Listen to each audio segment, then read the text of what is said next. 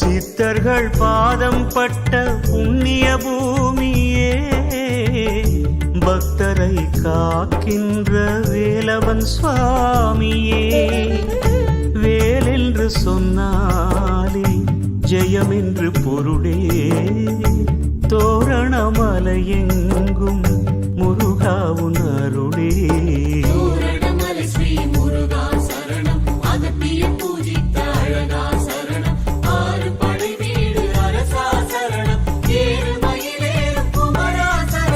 யானை முகத்தோடு அழகாய் பச்சை பசும் காடு,